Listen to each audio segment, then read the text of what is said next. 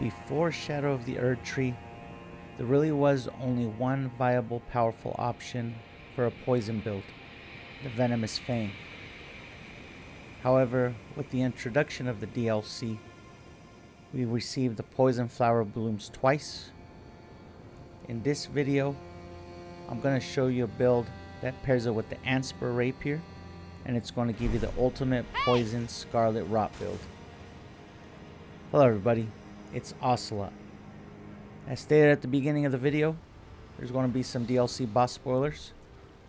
So for all those that don't want to see the spoilers, I'll give a quick rundown of how the weapon works. We'll go with for the stats and equipment to make this build happen. And I'll show you the buffing process before we get to spoiler territory. Now here against Radahn in New Game +1, you'll see that we proc Poison. We actually also proc Rot. Went in with the Poison Flower Blooms twice, and then just kept on poking him till he was dead. For Mohg here, you're going to see the build in action. So basically what you're going to do is with the Poison Antspur Rapier, you're going to proc Poison. You're going to use a featured Ash of War. This is going to cleanse the Poison status effect, but it's not going to cleanse the Rot buildup, which we're building up with the Antspur Rapier and with the dive attack when we connect with the Stinger. So basically, you're going to proc Poison, use the weapon skill, proc Rot, use the weapon skill, and just go back and forth until you delete your enemy. As you see here, we're also building up on successive attacks. So obviously we will be using the multi-hit talismans. So down goes Mohg. So let's go ahead and go over the stats.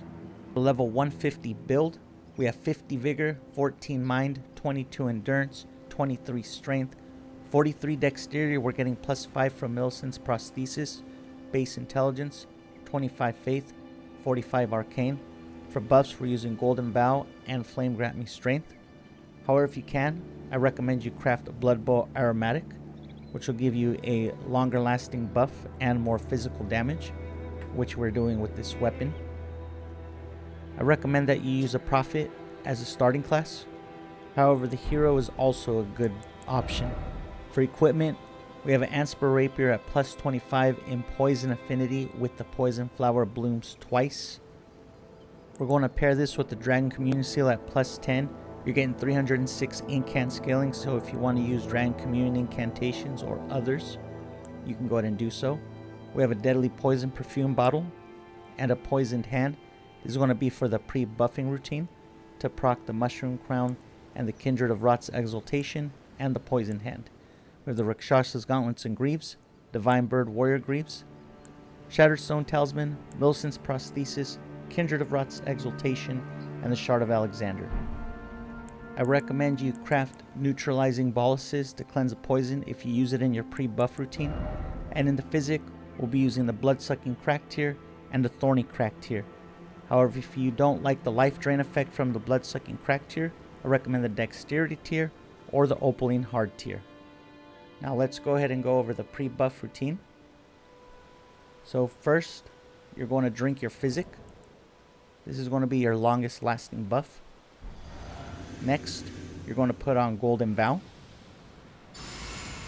Afterwards, you're going to put on Blood Bow Aromatic or Flame Grant Me Strength if you choose to use that instead.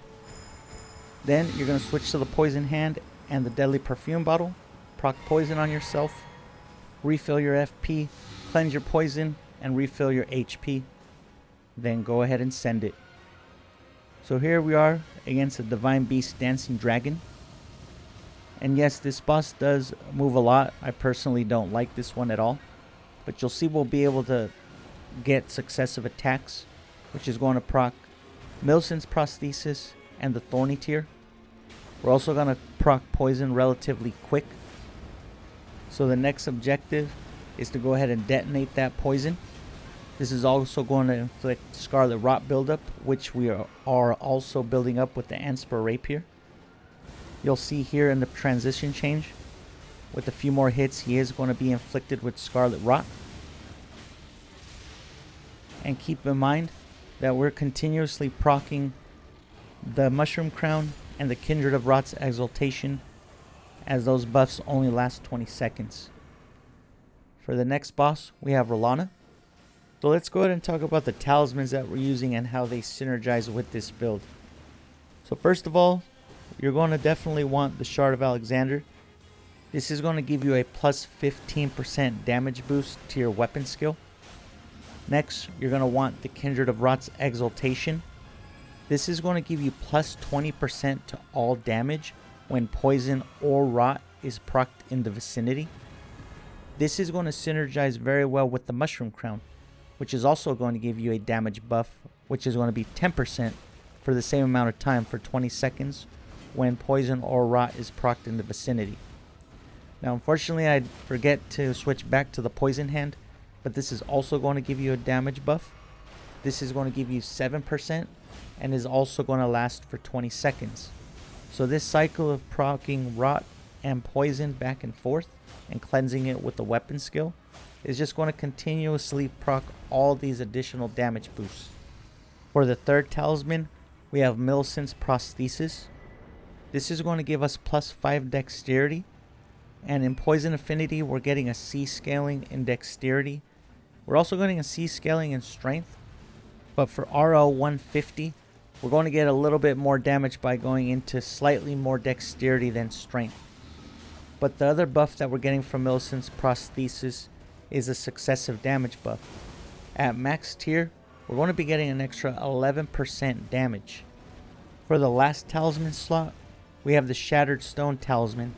This is going to give us plus 10% damage to kicking attacks, which our weapon skill is considered to be a part of.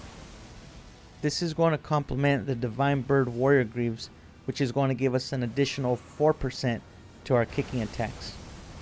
To round out the armor, we're going to be using the Rakshasa's chest piece and the gauntlets. This is going to give us an additional 4% to all damage. Now, if you don't like the increased damage taken that you get from the Rakshasa set or Rakshasa pieces, you can go ahead and swap in whatever armor you'd like. I just recommend that you have a minimum of 51 poise. With the armor set that we're wearing, we're going to reach 58 poise. Lastly, in our physic, I chose the Thorny Crack tier because, as you can see, we're starting off the fight with rapid successive light attacks with the Antspur Rapier, which means we can get up to a maximum of 20% extra damage from the Thorny tier. The other tier that I have is the Blood-Sucking Crack tier. This is going to just give us 20% to all damage. However, we are going to have an HP drain throughout the fight. Now, if you don't like this HP drain, like I said earlier, you can swap in the Dexterity tier for plus 10 Dexterity and it'll give you more base damage. Or you can go with the defensive tier, such as the Opaline Heart tier, which is going to give you plus 15% to all damage negation.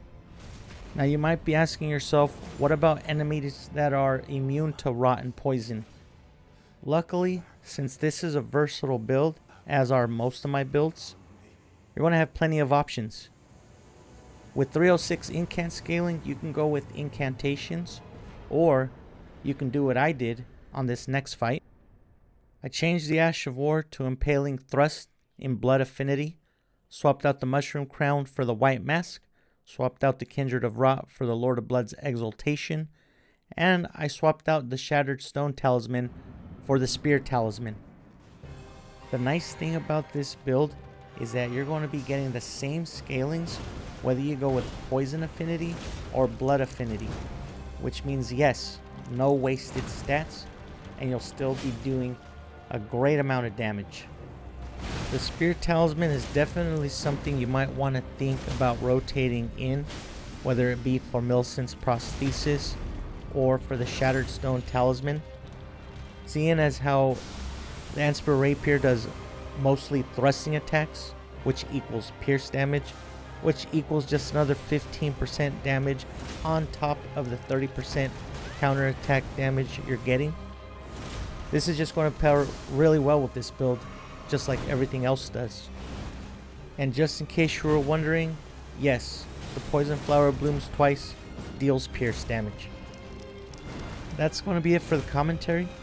There is going to be one more fight against the last DLC boss, which, if you're not sure who that is by this point, I would recommend turning this off before Omina dies.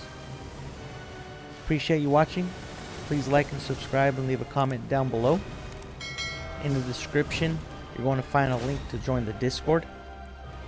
Also, you can catch me live here and on Twitch Monday through Thursday.